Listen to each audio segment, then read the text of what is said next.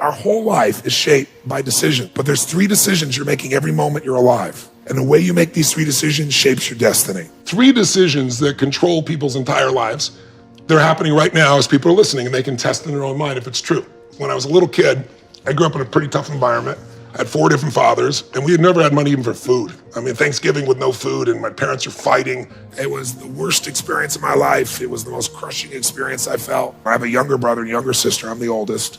So I was trying to keep them from hearing this conversation, and then a miracle happened. Bang on the door. I'm the oldest. They're screaming, so I go answer the door. And I answer the door, and standing there is this giant man. I was this little boy, and he's holding this huge box of food. And beside him on the ground was a black pot with an uncooked turkey in it. And he said, "Is your father home?" And I said, "Just one moment." I was like, this is a gift from God. This is going to change it all. This is going to make my mom and dad happy. It's going to be unbelievable. So I go, my father is screaming at my mother through a closed door to the bedroom door. He goes, "You answer the door." I said, "I did. He's got to see you." So I kind of teased. I said, "Dad, you got to come." So he said, "Fine." He made one last yell at her, and he walks to the door. And I'm waiting there, just can't waiting to see his face. And my dad opens the door, and this man's standing there with this big box of food. And my father did not get happy. He looked at this man, and he raised his voice to him, and he said, "Look, we don't take charity." And then he took the door to slam it in the man's face. But the man was a good-sized man. He put his foot there and smacked his foot and bounced back open. He said, Sir, this is not charity. Everybody has tough times. Somebody knows you're having a tough time, and they want you to have a magical Thanksgiving. I'm just the delivery guy."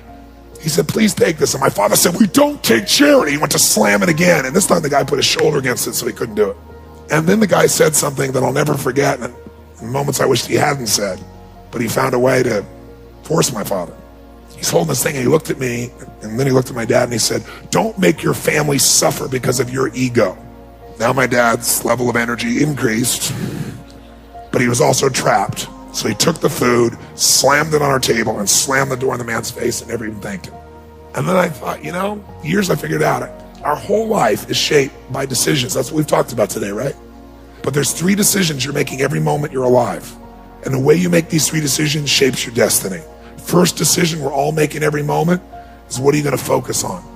I realized that my father's life and my life ended up very different because we made that day 3 decisions very differently. He decided to focus on the fact that he has not fed his family. If somebody is really stressed out, they're not stressed out for no reason. It's because they're focusing on something that makes them feel stressed. They often, when they're focusing on it, it changes the body. You start to feel tight. You start to feel a certain way. And then they use language like, "I don't know what to do. Why am I so overwhelmed?" So if we change what we focus on, if we change the way we use our body, if we change our language patterns, we'll instantly feel different. Think of how do people use their body when they're worried versus when they're excited. Yeah. If you learn to use your body first, use your focus first, you can literally change how you feel in moments. And then you develop new habits where you start to feel good all the time. And it isn't some phony, fake pump up. It's literally the way you've conditioned your body. Just like being fit as an athlete, you want to be emotionally fit. And the second question you got to decide, every moment you're alive, and including this moment, what are you going to focus on? Second question is, as you're focusing on, what does this mean? What does it mean? And the bottom line on meaning is, if you think about it, you get to make up the meaning, and most people pick the worst one, don't they? That day, my father decided to focus on the fact he hadn't fed his family, and I know what meaning he gave because he said it out loud over and over again, that he was worthless because he had not taken care of his family. The meaning creates your life. If you think, God is punishing you, that's why this is happening, which some people do, or God is challenging me, or is this a gift from God, or has it got nothing to do with God, I'm just a lazy bitch. So the meanings we select change how we feel instantly. Mm-hmm. And then the final, most important decision you make every moment you're alive. What am I going to do? What am I going to do? And I'll tell you what he decided to do. He decided to leave our family shortly thereafter. 3 years ago, he passed away. He died alone. Nobody wanted to be part of it. And my life turned out very different than him. I was the only one to go to his funeral. No one else in the family would go. And I can tell you, right before his death, he got the lesson because he looked at me and he said, "Son," he said, "I was a bastard. I didn't connect with anybody, and look what I'm dying of." But what changed my life was the meaning I gave it. I decided that day that what this means is that strangers care. And if strangers care about me and my family, I decided what I was going to do is I was going to care about strangers. And that completely changed my life. I promised myself someday I'd do well enough to do this for other families like was done for me. I realized in that moment that the worst day of my life, my father leaving, had actually been the best day of my life. Because if I hadn't had that experience, I wouldn't be here today. And now because of that, I get to live this life. And I have the desire and the drive and the want to give in this way. And so I've really realized that the worst day was the best day, that was God's gift. The gift wouldn't have been there if he would have stayed. I tell you the story for a couple reasons. One is, if you want to change your life, figure out how your worst day was your best day. You'll change everything, because it is if you look for it. If you find the deeper meaning, it is. There's something in you that wouldn't be there without it. The most important decision you can make above any on the face of the earth is deciding that no matter what happens in your life, no matter what happens, you're going to live in a beautiful state. Well, what the hell does that mean? It means that you're not going to suffer. It means a beautiful state is that you're going to be happy, but that's only one. Or you're going to feel creative, or you're going to be passionate, or you're going to be in awe of something, or you're going to feel love. Any state that's a beautiful state is really the core essence of who you are without fear.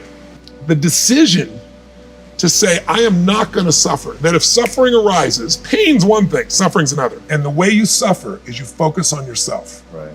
Suffering comes when we obsess about ourselves, what we're getting or not getting, what we should have done, what others should have done for us. It's the me game. Your primary core is a giver, which is why you're prospering. You're not the me. You're like, how do I give more, do more, share more, create more? How do we do a better job for our clients? Your entire life is that. That's why you're prospering and you're not feeling suffering. But when you do suffer, and I promise you do, you correct me if I'm wrong, it'll be because you're worrying about something in the future.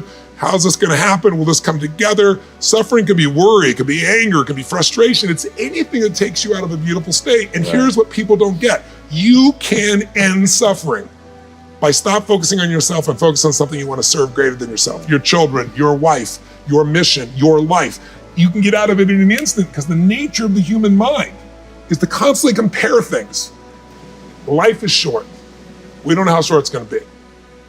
But if you only had a week to live, I bet you wouldn't allow yourself to suffer over a little crap that makes you crazy normally. I think you would probably spend time with those you love. You would do what you love. You'd take awe in a sunset. You'd smell the air. You would take in everything in those final moments that you possibly do. So my thing is, why wait? Right. Why wait? Why not just decide that if I start to suffer, I know the solution, because suffering is me obsessing about me. Here's history and one thought. Good times create weak people. Weak people create bad times.